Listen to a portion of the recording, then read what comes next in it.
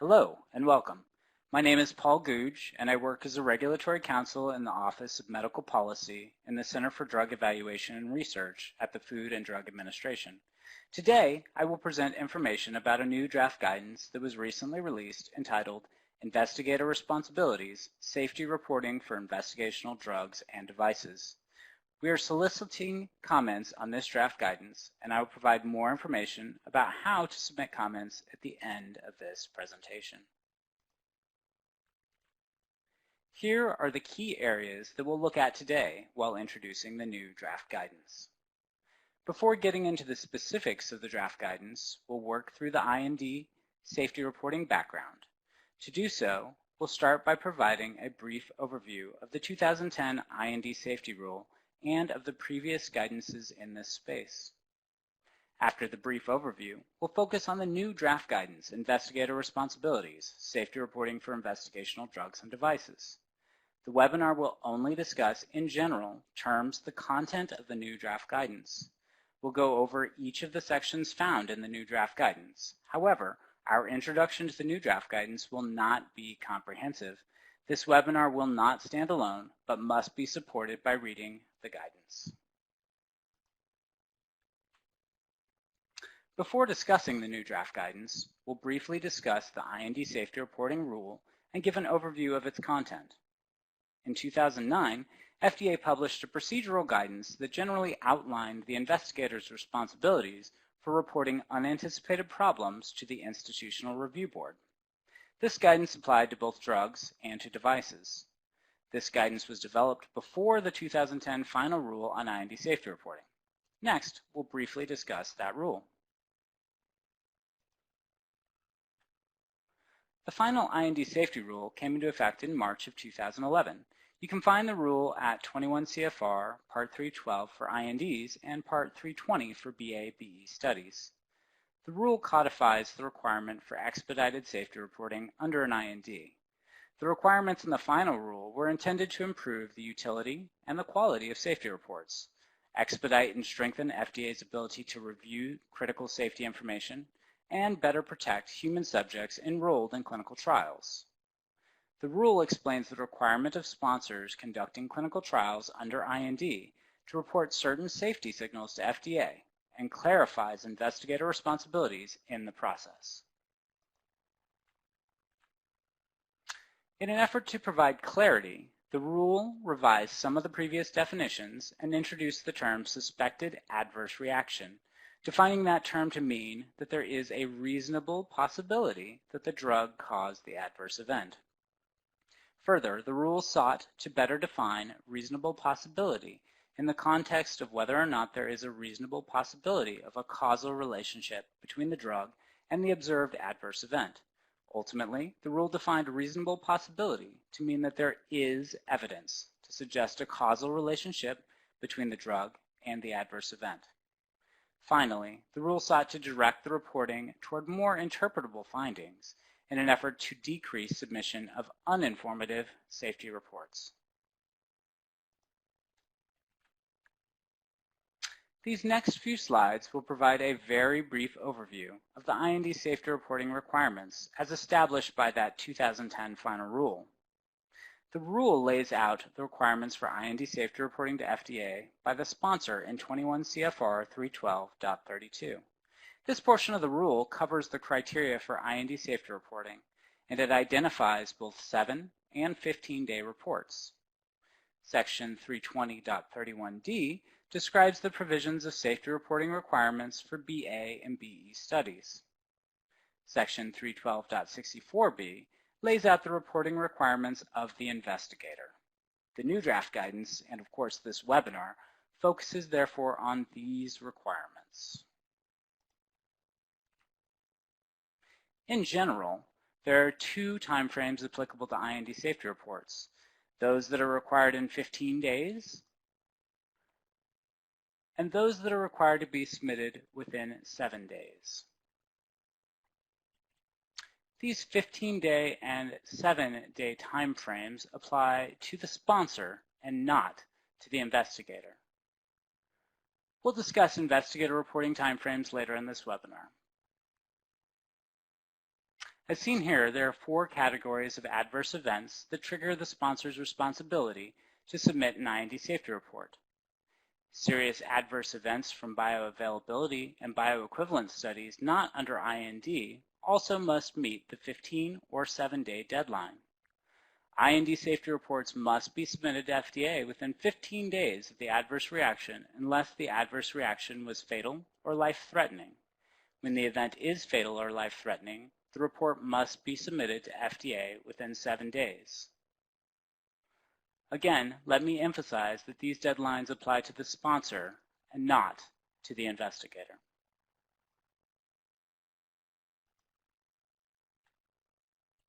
As noted in the last slide, 312.32 breaks out different categories that require an IND safety report. It may be helpful to group these categories into individual events and into those events requiring aggregate analysis. Serious and unexpected suspected adverse reactions, or SUSARs, are reportable as IND safety reports. Certain serious adverse events are informative as single cases because they are uncommon and are known to be strongly associated with drug exposure.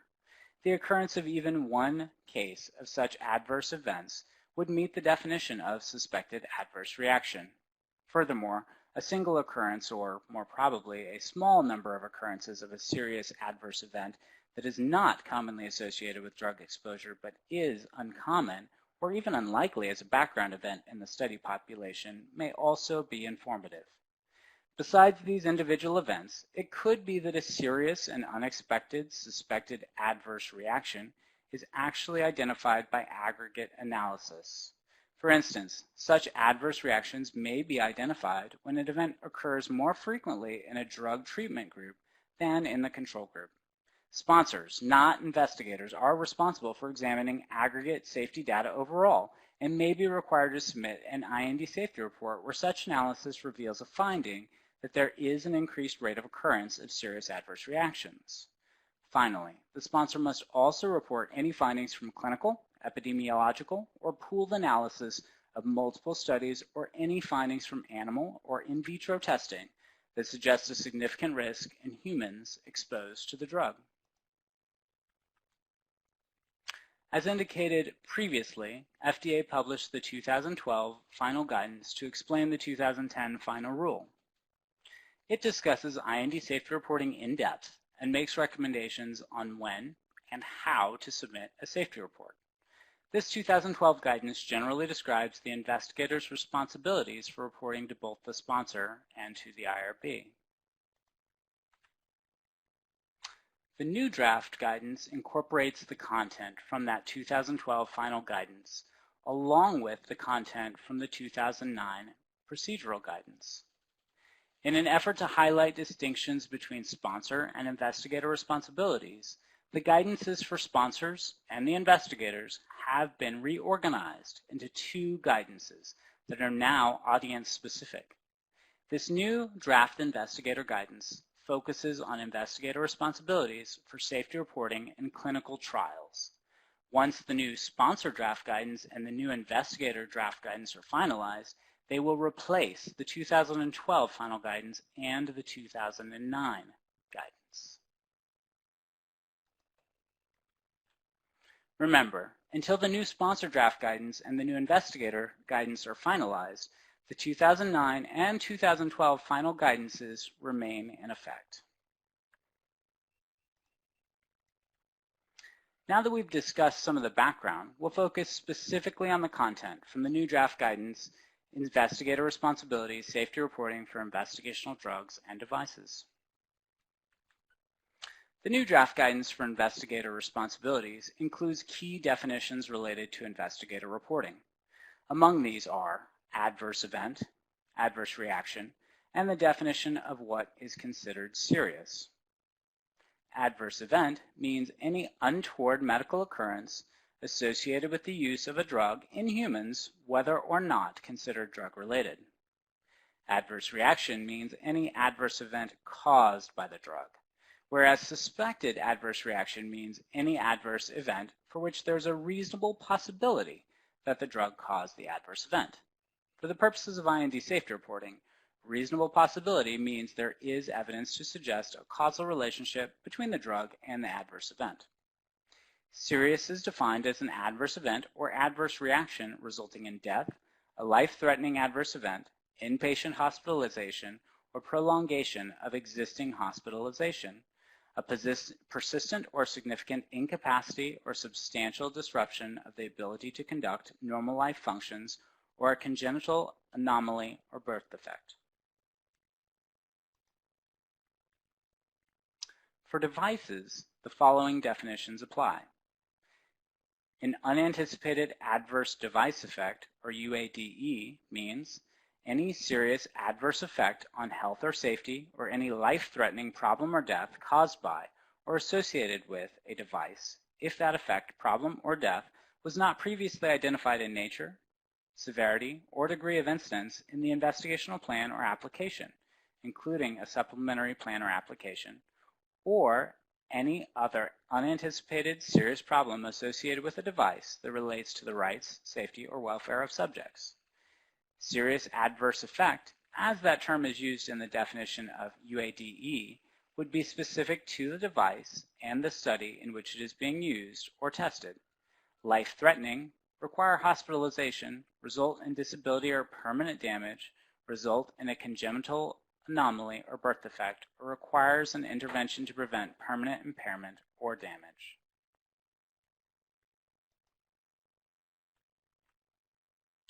Because investigators observe subjects' responses to an investigational drug, their adverse event reports to the sponsor are critically important. Accordingly, regulations require the investigator to immediately report to the sponsor any SAE unless the SAE is also a study endpoint. If these serious adverse events are study endpoints, then they must be recorded in accordance with the protocol unless there is evidence suggesting a causal relationship between the drug and the event. Please note that the requirement for reporting SAEs is that the investigator must immediately report the SAE to the sponsor, regardless of whether the investigator believes the SAE is related to the drug. In this context, immediately means as soon as is feasible after the event is recognized as a serious event and the investigator obtains relevant information for the sponsor, such as the subject, suspected drug, reporting source, and a clinical description of the event. FDA believes that the sponsor is generally better positioned than the individual investigator to determine whether an SAE should be classified as a suspected adverse reaction. Accordingly, investigators must immediately report any SAE to the sponsor, whether or not the investigator considers the event to be drug-related. Although the sponsor is ultimately responsible for determining causality, the investigator may be sensitive to distinctions between events that may be related to the study drug exposure versus those that are due to the underlying disease process and/or concomitant therapies. Because of this, the investigator must include an assessment of whether there is a reasonable possibility, which means evidence to suggest a causal relationship between the drug and the adverse event, that the drug caused the event in the report to the sponsor.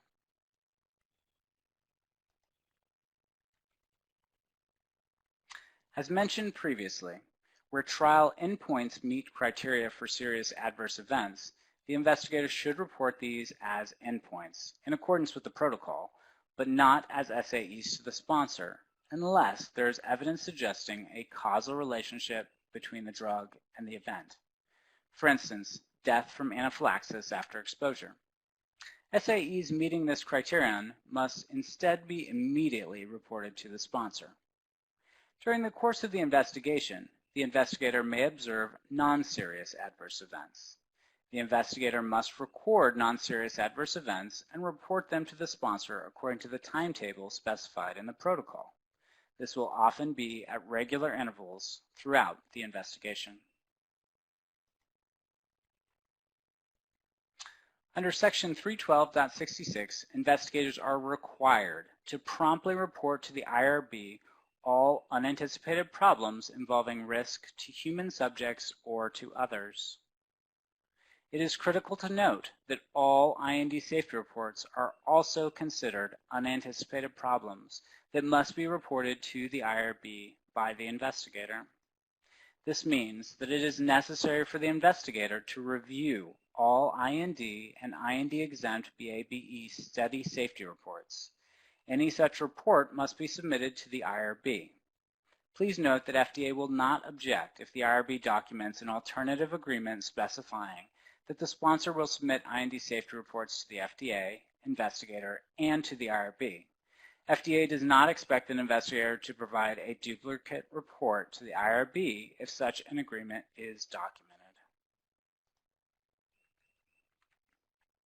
Some events not meeting the criteria for reporting in an IND safety report or as a BABE study pre-market SAE are still considered unanticipated problems and require reporting to the IRB by the investigator.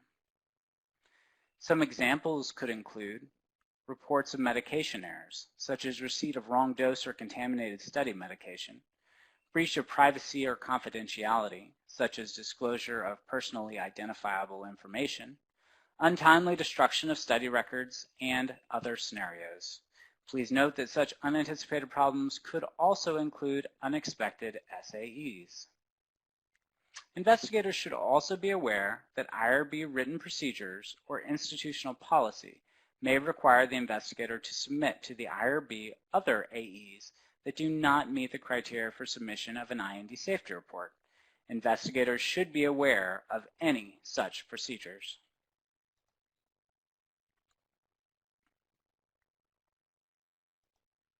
Not all adverse events are required to be reported to the IRB. Some may be non-serious adverse events that are reported according to the timetable specified in the protocol. Additionally, there may be a subset of adverse events or serious adverse events that also constitute unanticipated problems involving risk to human subjects or others. Adverse events that are also unanticipated problems involving risk to human subjects or others must be reported to the IRB. For example, IND safety reports and reports of SAEs from IND-exempt BABE studies must be reported to the IRB. An investigator will also encounter unanticipated problems that are not adverse events throughout the clinical investigation. Not all unanticipated problems will need to be reported to the IRB. However, the investigator is required to report to the IRB any unanticipated problems involving risk to human subjects or to others. Some examples of unanticipated problems that are not adverse events but could require reporting include reports of medication errors, such as receipt of the wrong dose or contaminated study medication, breach of privacy confidentiality, such as disclosure of personally identifiable information, or untimely destruction of study records. Similar to the handling of serious adverse events described previously for IND studies, for investigational device exemption, or IDE, the regulations require investigators to report unanticipated adverse device effects, or UADEs, to both sponsors and IRBs. The IDE regulations require timely reporting for investigators and also timely evaluation by sponsors. For device studies, investigators are required to submit a report of a UADE to the sponsor and the reviewing IRB as soon as possible, but in no event later than 10 working days after the investigator first learns of the effect. Sponsors must immediately conduct an evaluation of a UADE and must report the results of the evaluation to FDA, all reviewing IRBs, and participating investigators within 10 working days after the sponsor first receives notice of the effect. What qualifies as a UADE is expected to vary depending on the specific device and the way the device is used within the study. Therefore, sponsors are required to include risk information in the investigational plan. This risk information may help investigators identify and assess potential UADEs. In addition to reporting UADEs, investigators are to provide progress reports to the sponsor, the monitor, and the reviewing IRB at regular intervals. I encourage you to read the guidance in its entirety. Although this training covered some of the key concepts of the guidance, this training was not meant to be exhaustive. As I mentioned at the beginning of the presentation, you may submit comments on the draft guidance. The comments may be submitted electronically through the federal e-rulemaking portal, which can be found at www.regulations.gov. You may also submit written comments to the documents management staff at FDA. More information on submitting comments can be found in the Notice of Availability for this draft guidance. For additional resources on IND safety reporting in general, please visit FDA's webpage for IND safety reporting website. If you have additional questions, please send an email to CDER's Office of Medical Policy by using the email or telephone information provided here. Thank you for your time and for your attention.